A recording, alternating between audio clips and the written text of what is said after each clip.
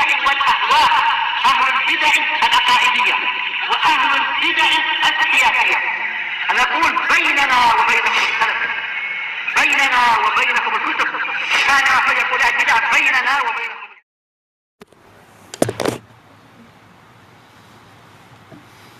Bismillahirrahmanirrahim. Wa fi riwayah, dalam satu riwayat kata Imam An-Nawawi, balagha Rasulullah sallallahu alaihi wasallam an ashabihi syai' fa khatab. Sampai kepada Rasulullah SAW berita tentang para sahabat beliau, lalu beliau berkhutbah. Faqal, beliau bersabda, uridat alayyal jannatu wan nar, telah ditampakkan kepadaku surga dan neraka. Falam ara kal yaumi fil khairi wasyarr, maka belum pernah saya melihat kebaikan dan keburukan seperti hari ini. Walau ta'lamuna ma a'lam la dhahiktum qalila wa la bakaitum katsira. Seandainya kalian mengetahui apa yang aku ketahui, niscaya kalian akan sedikit tertawa dan banyak menangis. Fama ata ala ashabi Rasulillah sallallahu alaihi wasallam yaumun asyadu min, maka tidak pernah datang suatu hari kepada para sahabat Rasulullah SAW yang lebih keras daripada hari itu. Ghattau ru'usahum walahum khanin, mereka menutup kepala-kepala mereka dan mereka terisak-isak menangis. Tayyib. Dan kisahnya seperti yang disebutkan pada pertemuan yang lalu, ketika sebagian sahabat banyak bertanya kepada Rasulullah dengan pertanyaan yang terlalu mendetail, terutama adalah dari orang-orang Baduinya. Kemudian Rasulullah SAW berkhutbah. Berarti dari hadis ini kita mendapatkan faidah sebagaimana yang disebutkan oleh Ibnu Hubairah rahimahullah ta'ala dalam Al-Ifsah, yaitu apa? Terkadang Rasulullah SAW itu beliau mengetahui sesuatu, tapi sengaja beliau sembunyikan untuk kebaikan para sahabat sendiri. Karena hadis ini adalah menjadi sebab turunnya apa itu? La tas'alu an asya'a in tubdalakum tasukum. Jangan kalian menanyakan sesuatu yang seandainya dijelaskan pada kalian akan menyusahkan kalian. Karena pada waktu itu banyak yang tanya, wahai Rasulullah, setelah tanya siapa nama ayah kami, masa kalian tidak tahu nama ayah kalian sendiri? Terutama apa? Orang-orang Badui mereka tahu. Adapun Abdullah bin Hudzafah, beliau tanya karena apa? Beliau sering diejek oleh orang-orang yang lain. Maka beliau tanya, sebenarnya ayah saya ini yang mana? Adapun yang lain-lain niatnya adalah, kata para ulama, untuk apa? Untuk menguji Rasulullah. Ini akhlak sebagian Badui. Maka apa? Rasulullah menyebutkan nama ayah kalian adalah fulan. Terus mereka tanya, sekarang di mana? Rasulullah bilang dia di dalam neraka. Akhirnya apa? Susah sendiri. Akhirnya malu di hadapan orang banyak ketahuan, oh ayahnya dalam neraka. Na'udzubillah. Makanya Ibnu Hubairah mengatakan apa? Terkadang Rasulullah SAW tidak menyebutkan segala perkara adalah untuk kebaikan para sahabat itu sendiri. Demikian pula untuk umat ini. Tidak semua ajaran itu diajarkan kecuali yang memang bermanfaat. Yang tidak bermanfaat tidak perlu. Baik. Kemudian juga dari hadis ini, sebagaimana disebutkan oleh Ibnu Hubairah juga, Rasulullah SAW itu memiliki ilmu yang para sahabat itu tidak memiliki ilmunya. Yaitu apa? Walaupun Rasul itu tidak tahu perkara yang gaib, tapi apa? Jelas beliau diberi ajaran oleh Allah yang melebihi apa yang diajarkan kepada umat ini. Maka terkadang Rasulullah tahu perkara gaib seperti yang Allah Ta'ala kabarkan. Yang lain-lain tidak tahu itu. Makanya sekarang, sebagaimana dalam hadis itu Rasulullah menyebutkan betul-betul ditampakkan siksaan itu di dinding yang ada di hadapan kalian. Sahabat nggak lihat, Rasulullah lihat. Taib. Sementara para sahabat tahu Rasulullah tidak dusta. Bahkan dalam lafaz yang lain Rasulullah mengatakan siksaannya itu sangat dekat. Sampai-sampai aku melihat bayang-bayang kalian ketika apa? Api neraka itu ada di dinding ini. Gimana ada bayang-bayang? Berarti apa? Memang ada api di hadapan mereka sampai terbentuk bayang-bayang di belakang mereka itu. Rasulullah lihat. Mereka tidak lihat api itu dan tidak juga melihat bayang-bayang yang lain itu. Ini menunjukkan apa? Betul-betul memang waktu itu siksaan sudah sangat dekat. Sebagaimana apa? Waktu itu juga apa? Kebun-kebun surga juga didekatkan yang Rasulullah sampai apa? Ingin mengambilnya. Bukan sekedar gambar, tapi betul-betul ada.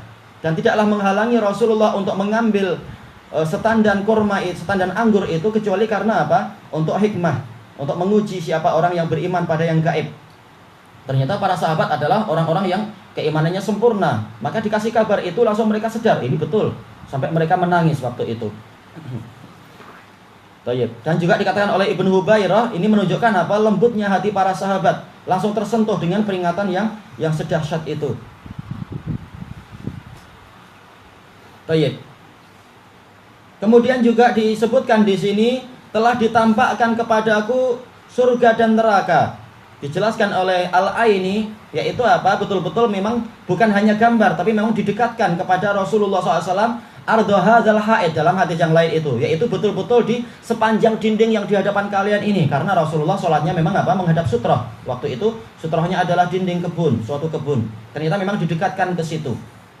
Maka makna kata Rasulullah di sini fil khairi wasyarr, melihat kebaikan dan keburukan adalah apa? Melihat betapa indahnya surga dengan segala kenikmatannya, yang sampai-sampai Rasulullah tidak peduli, tidak ambil kisah dengan masalah kesengsaraan hidup di dunia. Kesengsaraan dalam artian apa? Kurangnya harta, kurangnya makanan, kurangnya minuman, sampai dalam sekian bulan terkadang hanya memiliki apa? Air dan kurma saja. Beliau tidak kisah. Karena apa? Sudah melihat bahwasanya surga ini betul-betul ada. Dan kenikmatan surga, kenikmatan dunia yang didapatkan raja-raja itu gak ada apa-apanya dengan satu dzarrah saja dari kenikmatan surga. Beliau sudah lihat langsung, maka memang apa? Ini adalah kebaikan yang mutlak, yang dunia itu gak ada apa-apanya. Demikian pula neraka, keburukannya keburukan yang sangat mutlak. Sehingga apa? Rasulullah rela untuk melakukan ibadah-ibadah yang sangat keras demi menyelamatkan diri dari api neraka. Maka inilah makna dari yang disebutkan Rasulullah, belum pernah saya melihat kebaikan dan keburukan seperti yang saya lihat pada hari ini. Betul-betul Allah Ta'ala menampakkan itu di dinding tersebut. Para sahabat nggak lihat, tapi Rasulullah mengajarkan kejadian tersebut dan memberitakan kejadian itu. Rasulullah bersabda, "Lau ta'lamuna ma a'lam, la dhahiktum qalila wa la bakaitum katsira." Seandainya kalian tahu apa yang saya tahu sekarang ini, niscaya kalian akan banyak menangis dan sedikit tertawa. Dengan penjelasan yang telah disebutkan terdahulu. Kenapa? Ternyata surga yang sedemikian nikmatnya itu sedikit sekali orang yang mampu masuk. Kebanyakan orang mereka tergelincir dari Shiratal Mustaqim, jatuh ke dalam neraka. Maka apa? Jelas seperti ini menimbulkan apa? Rasa ketakutan dan menimbulkan tangis. Tangis penuh harap, seandainya saya selamat, semoga saya selamat. Oh, rugi sekali orang-orang yang tidak mendapatkan itu. Sebagaimana apa? Sebagaimana penyesalan besar yang dialami oleh orang-orang yang mati su'ul khatimah, yang di dalam alam kuburnya ditunjukkan pada dia, ini tempat dudukmu dalam neraka, seandainya engkau masuk ke dalam ini adalah tempat dudukmu dalam surga, seandainya engkau masuk ke dalam surga. Kemudian apa? Ditunjukkan tentang tempat duduk dalam neraka, dikatakan inilah tempat duduk dalam neraka, karena engkau tidak berjaya masuk surga, inilah tempat dudukmu. Maka apa? Penyesalan sangat besar. Kenikmatan surga yang sebesar itu luput, malah justru dia masuk neraka.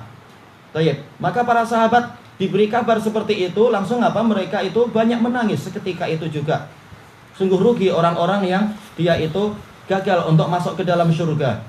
Dan sungguh rugi, berlipat-lipat kerugian orang-orang yang justru masuk ke dalam neraka.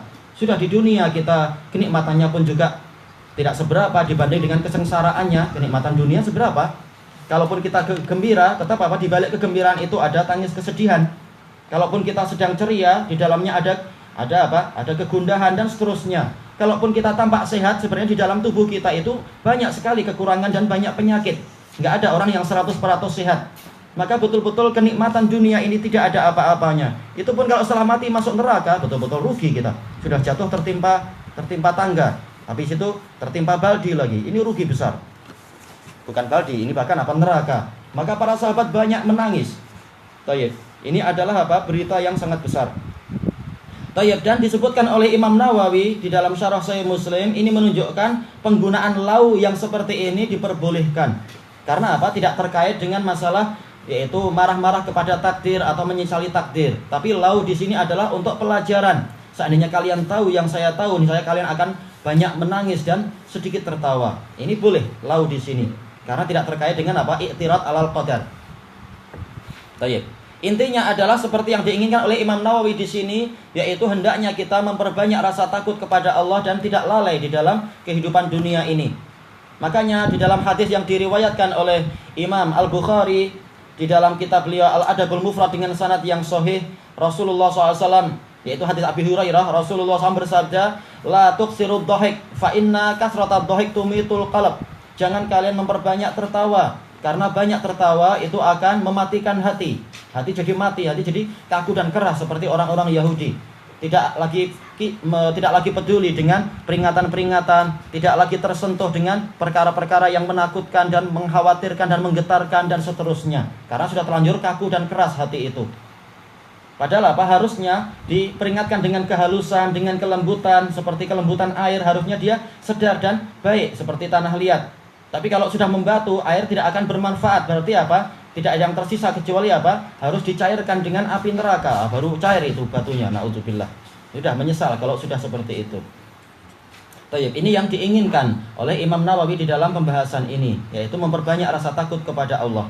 Tayyib, ilahuna wallahu a'lam.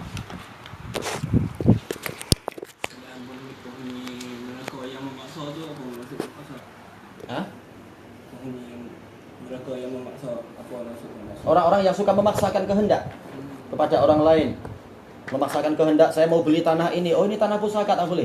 Kalau tak boleh maka apa? Kami akan kirim para gangster kepada Anda. Ini pemaksa, memaksakan kehendak.